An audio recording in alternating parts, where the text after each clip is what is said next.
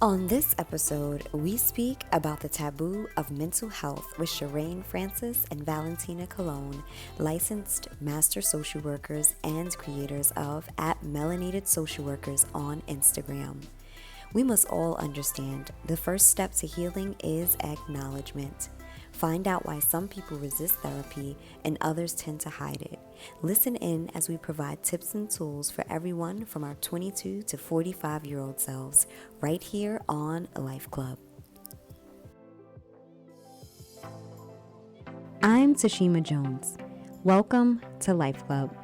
I genuinely believe personal development unlocks the door to the abundant and wonderful life we all already have. I also believe we must be intentional about seeking out that life in order to find and fulfill it. I am so grateful your journey of discovery has led you all the way here. Let's keep moving forward together. Once again, welcome to Life Club with me, Tashima Jones.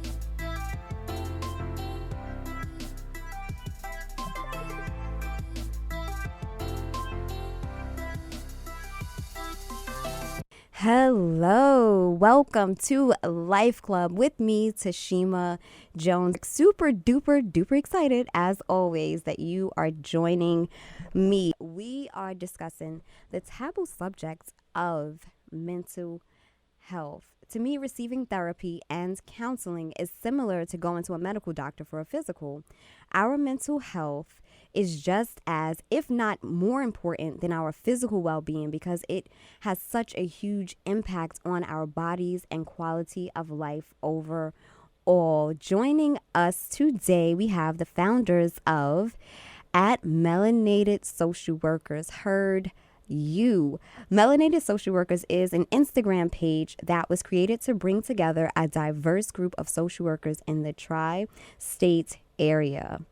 The founders hope to create a space that will provide social workers with an opportunity to learn from each other, speak on some hot topics, and network while having a good time. And as you know, we have to give our guests their main introduction. So Sherraine Francis is the creator of Melanated Social Workers. She graduated from CUNY York College in 2015 with her bachelor's in social work and graduated in 2016 with her master's in social work from Fordham University. Sherraine is passionate about working with youth that are at risk or are fluctuating between the child welfare system as well as the juvenile justice system.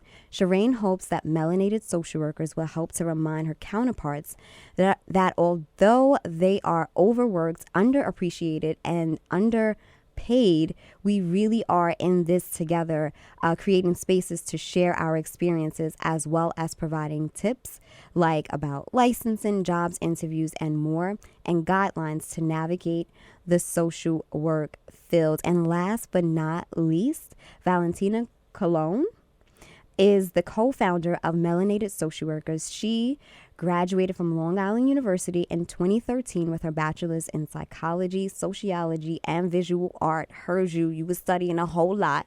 And graduated in 2017 with her master's in social work from Silberman School of Social Work at Hunter College. Valentina is passionate about Black wellness, which includes mental health, human rights, and health equity. Valentina hopes that melanated social workers will help fuel the passions of her counterparts who are on the forefront fighting and advocating for those in need by creating content surrounded by mental health and self-care. Now that I have read your whole autobiography, please welcome the founders of Melanated Social Workers. Hello, how are you, ladies? Hi. Good. Thank you so much for joining me. Super excited to have you here. I did some stalking on Instagram and found you. And I'm just grateful for what you all are doing. So we're just going to dive right into our conversation. We're speaking about the taboo nature of mental health, especially within our society and culture. It's something that we really don't speak about. And what I mentioned when we started the show, as far as, you know, if you hurt yourself physically, you go to a doctor to get help. However, oftentimes we don't do that when it comes to our mental wellness and our emotional well-being. So just in your practice and your experience and the conversations that you've had, what makes mental illness, specifically in our culture, such a taboo subject and something that we really don't speak about? So I think that Black people pride themselves on being strong and resilient. I mean, we are, right? After 400 plus years of trauma, we have, we are resilient. We built a lot of strength from that. And I also think that they believe if it ain't broke, don't fix it. So if you can't see it, then it's not broken. And there's also a component of lack of education. Yeah. And then also some people think that if you see a therapist, that means something's wrong or that you're weak. So I think we internalized a lot of the trauma that we've been through. And that in turn makes it taboo. So we kind of like don't touch the subjects of mental health. Okay. Did you want to add anything? She touched all the points, but I just want to add that men, a lot of time in our practice, I have a lot more female clients than male clients. And when I do have the male clients, it's more so of a thing of, I don't want to seem weak. Like my family tells me, you don't need to see a therapist. You can fix your problems on your own. And again, that comes with the lack of education. And what would you attribute that lack of education to? Is it the fact that we just don't want to know, or we're not seeking out the information? Because especially nowadays, like there's a ton of information. We have access to a lot. So what is that point? And it could be on an individual level or a cultural level. What is that point in which we start to seek it out, or we at least start to acknowledge the necessity of the information? I think we need to see more clinicians that look like us and providing that psychoeducation to the culture. Because I think historically the clinicians have been white males or white females, and a lot of Black people are scared of white people. So, going to someone and having that person tell you what's wrong with you and they don't look like you, that can be really scary. And I also think that it's attributed to the fact that science was used against us for such a long time, trying to prove our, I guess, inadequacy within ourselves. At one point, it was on the books that Black people couldn't do certain things or couldn't achieve certain things, and we've broke through those barriers. So I think even with that being woven into the fabric of our history, it's also kind of like this, I guess, subconscious thinking that just don't trust them just because of, like, literally science has tried to prove a weakness within us. And the amazing thing, going back to that resilience, we've broken down those barriers. So it is kind of like, because I think even if a person of color wanted to seek help, if they don't see somebody who looks like them, they wouldn't even go after it because of that past and that history. And I think I think the trauma that we've experienced is so many levels, because it's not just one area. It's not just, education or an athlete, being an athlete. It's like psychologically this issue of enslavement, So that's really important that we do have more people who look like us, who not only look like us, but have also experienced some of the things that we've experienced, and having that personal connection.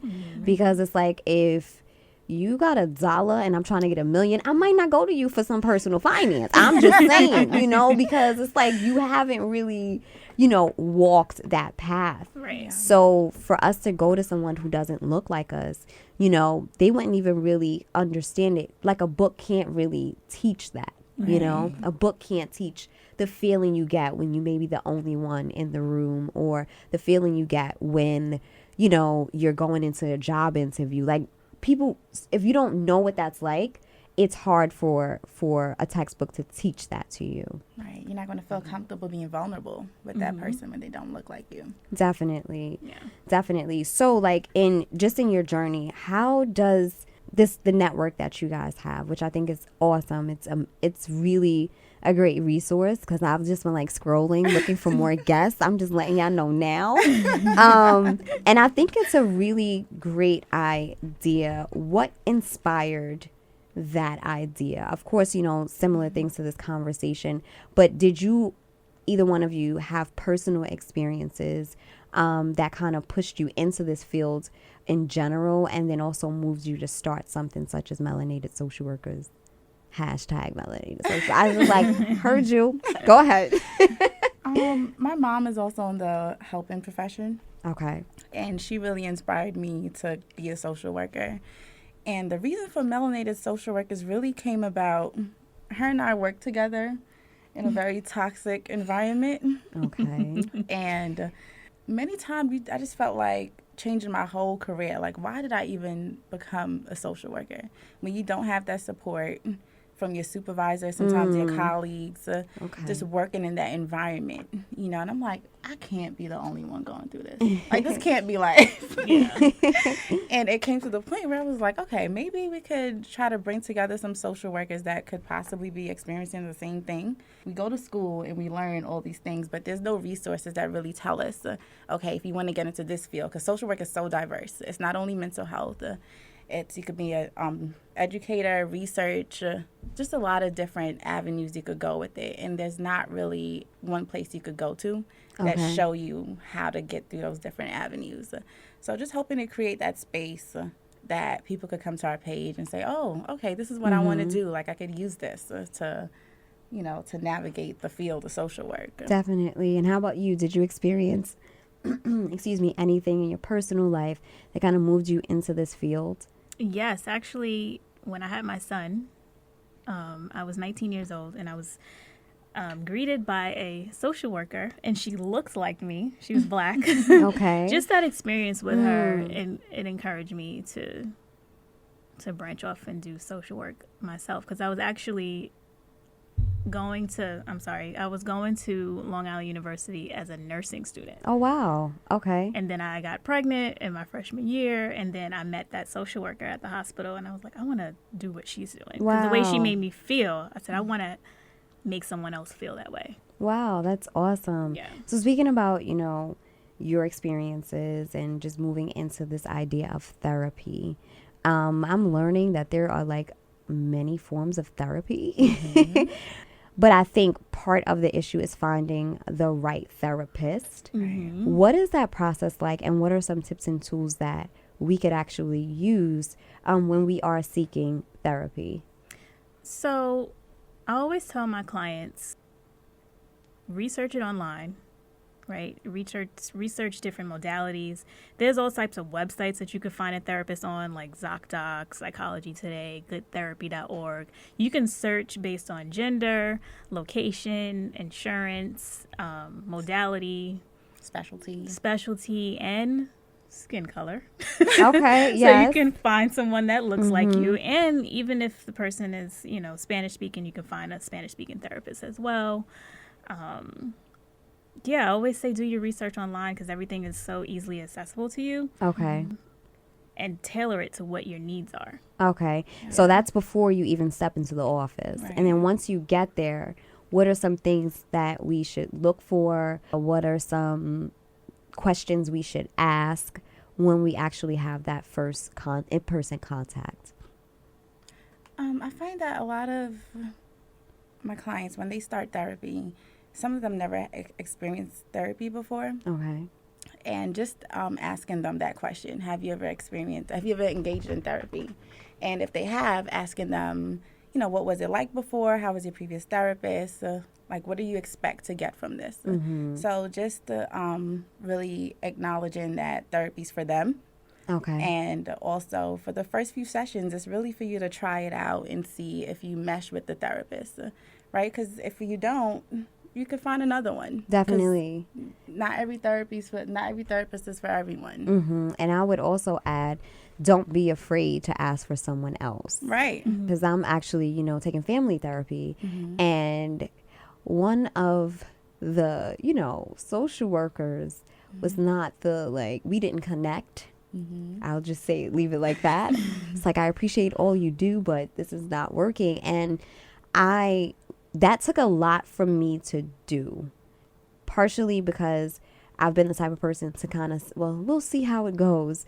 But because I think it involved like my son, I think that part of me was like, okay, we're not doing this because I'm not giving you 2 or 3 sessions to like do damage, you know? So I think what we have to do is understand that, okay, we build up the courage to actually seek out therapy, and then build up more courage to find what's right for you, because this is your life. Like, I don't think people really understand it. I think people don't understand it because if they did, they would get the help that they needed. And then once they're there, they would get the best help that is tailored for them. So definitely just encouraging people to actually speak up for yourself, you know, because even when I went to like the medical doctor, they're like, okay, I think we try to give the right answer instead of the truthful answer. And I think that holds us back, especially when it comes to mental health and wellness, and just our emotions in general, because the typical conversation is, hey, how are you? Oh, I'm good.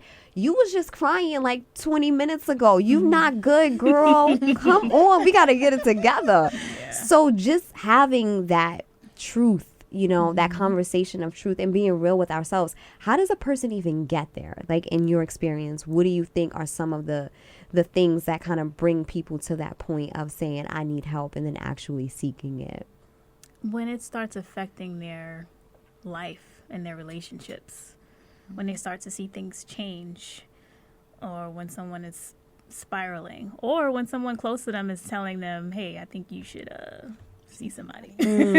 Okay. I think a lot of millennials are scared of that phrase. I think you should see someone. like that's a hashtag. Like that's a thing. I think you should see someone. It's like we get defensive. Like, what you mean? What do you think I'm crazy or something like that? But it's actually, it could be coming from a place of like support and love. Right. You know, I want you to get the help. I want you to get back to the way you used to be, or, you know, if that person is showing signs that they need help. Okay. And to that point, how do loved ones start to have those hard conversations with their friends and family? Because I think onlookers' silence also damages the person that needs the help, because we're afraid to speak up. I know personally for me, it was, okay, girl, you need help. So now I'm not afraid to tell other people they need help, you know, because I had that hard conversation with myself. But there are times when we just kind of brush it off as family or friends and just kind of let it be, or we distance ourselves. You know, every time the new year roll around, I'm cutting people off, and you trying to cut off your friend that you call crazy. No, you need to help them. You need to give them a hug. Don't cut them off. They need you. So how do we, have that conversation coming from a space of love, but also from a space of truth? Because we need each other to kind of check each other, and I don't think we do that enough in our community. And part of it is like everybody wants to be independent. There are some cultures where people live together until they like 35 years old, and they help each other buy the house and the car, but we don't do that. We tend to break apart. And I think it shows up in our mental health and wellness. So how do we have those hard conversations? I think that might go back to the phrase, it's not what you say, it's how you say it. Okay. So I'm definitely coming from a space of support and love, like you said, and not judgmental. Like, I don't like that you're doing this, or, you're acting crazy. Because then someone could easily get defensive when you say things like that. But maybe something else like, hey, I'm really concerned about you. I've been noticing this. Like, starting that way comes from a space of support. Yeah, it's all about language and the words that you use when you're talking to someone. So using stigmatized words like crazy and bugging out and, what was the term, 730? Yes. Yeah, don't use that no more. Yeah. Don't say that no more. Like, just don't. Like, delete it from your vocabulary. Yeah. I mean, I actually haven't heard that in a while, but let's not bring it back up. Let's not dig it up the grave. But yeah, like Sherraine was saying, it's the language that you use. There's certain words that you can use to make someone feel like, okay, this person actually loves me and cares about me and wants me to get help. So. Okay. Yeah. And then to the individual who I think oftentimes we know we need help. We just don't know how to go about saying it. So I think part of what you mentioned earlier was doing your research. I think, any person who has a business idea, I always say, buy the domain name. You don't even have to tell anybody about it, or get the social media handle. You don't have to share that information. And I think that might be a great start for people, is you don't have to necessarily tell everybody. Just start looking for it yourself. And I think once you start that, it kind of opens you up to it. But what is like a way to kind of see it within yourself that you need the help? Like you mentioned earlier, it's messing up your life, messing up your relationships. But what do you say to the person who is like a functional issue? You know how people like are functional alcoholics. There are a lot of people walking around like they have it all together, and they really don't. And the exterior, everything is well. I have a great job, but at night I'm going home crying. Or I don't know if y'all watch Being Mary Jane, but she has some issues. She was drinking hot and liquor under them cabinets. There's a lot of people who on the surface appear to be well. So what do we say to that person who is fully functioning, has a great, material life, but inside there's like this void? I would ask that person to think about the last time they were truly happy. And if they cannot remember when the last time they were truly happy or felt healthy, then there might be a problem. That's good. And they could probably, go and get the help on their own without telling anyone. You don't have to tell everyone, hey, I'm gonna make this step. You can do it on your own without telling anyone. Okay. And it might be more comfortable to do that. Okay, that's good. Yeah. I'm going to start asking myself that every 6 months. When was the last time you was happy, girl? Because we try to keep this straight going. Yeah, check in. Check in. Check in. Check in with yourself. Definitely, definitely. If you are just tuning in, this is a Life Club with me, Tashima Jones, and I got a few homegirls in the studio. We are speaking about mental health. I love the fact that we look how we look, sound how we sound, are from where we're from, and we are having this conversation. It is so necessary, and it is healing just to speak about it. So, Brianna, we mentioned you just graduated from college, transitioning into what we call the real world. What is that like, and what are some of the things that you may be experiencing at this time? And if you have like any questions pertaining to this big monumental event. Yes, I feel like it's so hard to find a job after college. Many people believe like, oh, okay, you have this degree, so you're going to find something real fast, but it's not easy. So often at times I get overwhelmed, I feel discouraged. So it could definitely be a struggle, which I feel like sometimes, okay, maybe I need to see somebody to talk about what to do next, Yeah.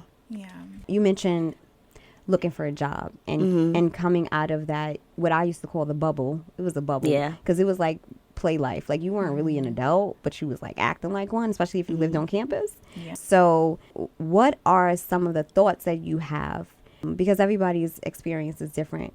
Do you feel as if there's work there? Or do you feel like, you have this weight of having to take care of yourself? Like what are some of the things that you're experiencing at this point in your life? Like, what's one thought that you have on a regular basis? Will I be able to get to where I want to be with all these obstacles?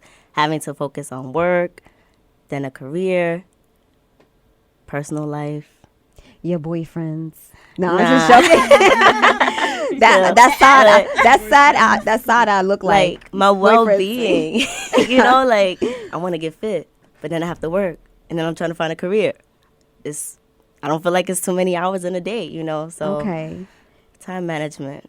Okay. So what are some like tips and tools for this particular like case? Because so many people are going through this, you know what I mean? And I don't think that there's enough, life skills that are learned on campus and in school to kind of prepare you for this. Yes, you get textbook information, but you don't necessarily get life skills. The information pertaining to that. So what would you say to Brianna? Sherraine is really good at juggling things, especially working out and, going to work and doing, hanging out with her friends. So I'll say it really is about time management and finding a balance. I wake up every day at like 6 to go to the gym and then go to work and still manage personal life and professional life with this Instagram page.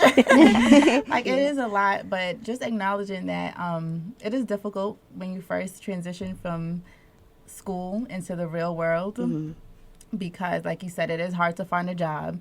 And a lot of times you're going on these interviews and everyone's like, oh, you need experience. And you're like, well, how am I going to get the experience if you don't hire me? Yeah, like, all I got is this degree. Like, like take it. Yeah. So I would say definitely try to find some friends that are in your field that are possibly going through this. They're more than likely going through the same thing that you're going through.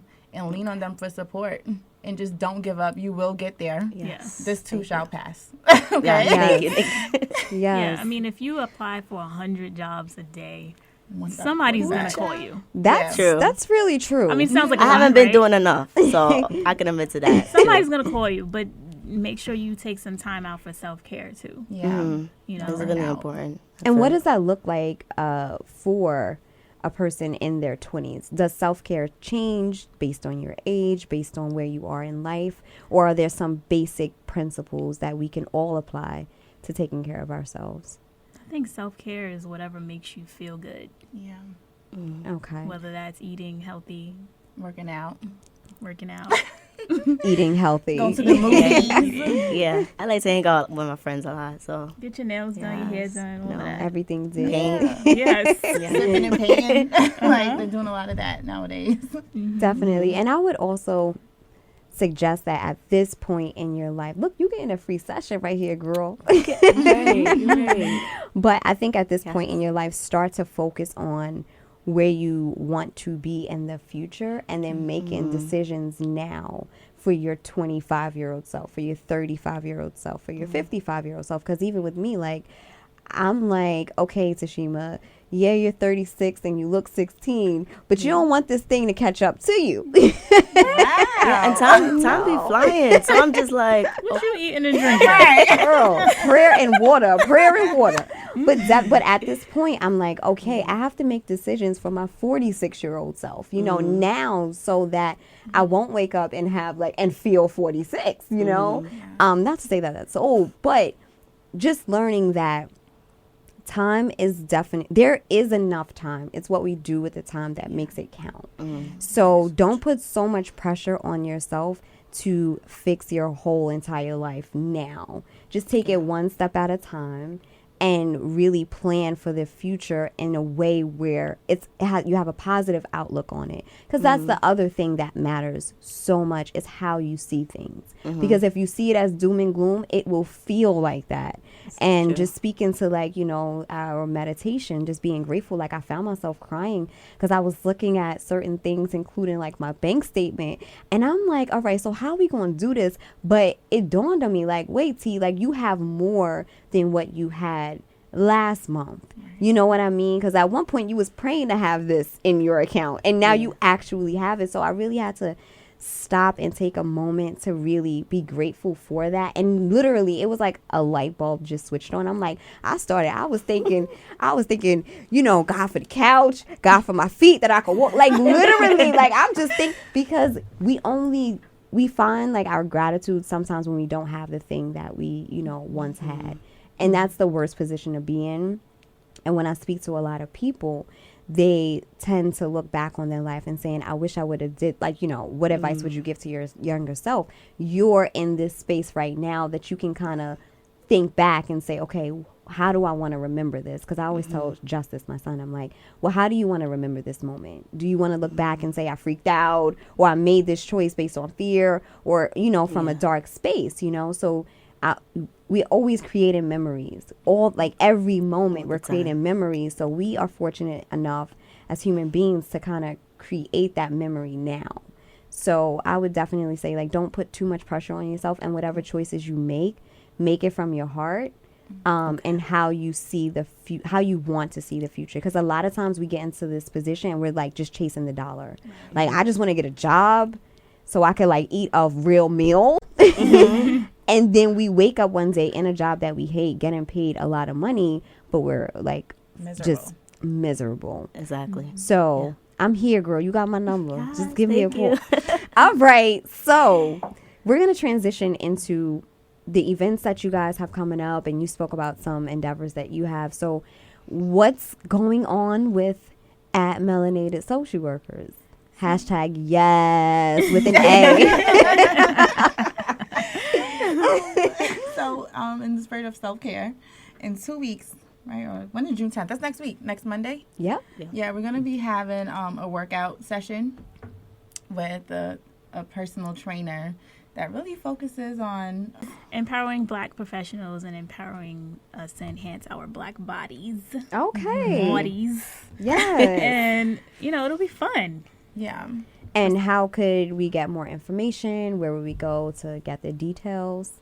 I'm going to be posting the information on that tomorrow Okay. at Melanated Social Workers on our Instagram page. Awesome. And what kind of what inspired this event? Because I think that's pretty cool that it's focusing on like it's physical working out, but it's coaching professionals, which is like a really cool like type of, I guess, dynamic. Right. So what inspired this event? A few weeks ago, Valentina and I attended a Level Up conference. Yeah. And it was a panel of professionals speaking about mental health. And so we had a nurse, it was an RN, a psychiatrist, an LMHC, a licensed mental health counselor, okay, and a personal trainer. Okay. Yeah, and he was just saying that, he feels it's just as important, like you said, for us to take care of our mental health as well as our physical health. So, just bringing that dynamic into Melanated Social Workers, because I know I love to work out. That's part of my self-care. Okay. So just bringing those two together. Nice. And then also, as clinicians, we always recommend to our clients, hey, work out. Right? So if we're telling our clients to do it, we ought to do it too. This is true. This is very true. I'm a beginner. Same here, but girl. I'm there. Girl. I show Same up. Okay. here. You are in the building. That counts for something. Like you got there. It's so true. And again, I'm telling myself, you'll be 40 in 4 years. Like what? So I literally made a commitment to working out because it's not something that is just natural. But I realized that the more you do it, you feel weird when you don't do it. And I think when you get to that point, it's like you're good because now it's like it's a habit, and like you said, definitely, working out has an effect on your emotional well-being and your mental health. So I'm super excited about it. You might see me there with my, my little leggings with the little, the leotard. The leotard, like, ow, I'm here. And how about you? You're working on a project, a social media project as well. Yes. So Sherraine encouraged me because I had this idea in my mind about what I wanted to do and how I wanted to help the community. So I created a page called Safe Spaces and Wellness on Instagram. So it's at Safe Spaces and Wellness, where I talk about topics of mental health, social issues, and self-care, and I normalize it by using my personality and humor. Okay. That's a whole, I'm just like imagining like a lot of conversations behind this project. So I'm excited to see, where it's going. And where can everybody find it again? Safe Spaces and Wellness. Okay, on Instagram. At Safe Spaces and Wellness. Awesome. And is there anything you guys want to leave with our listeners before we sign off? This hour goes by so fast. Oh, we forgot to mention the game night. We're having a game night as well. Okay. On July 13th. That's also going to be, that's going to be in Brooklyn, and you could also find more information about that on our Instagram page. You don't have to be a social worker to come.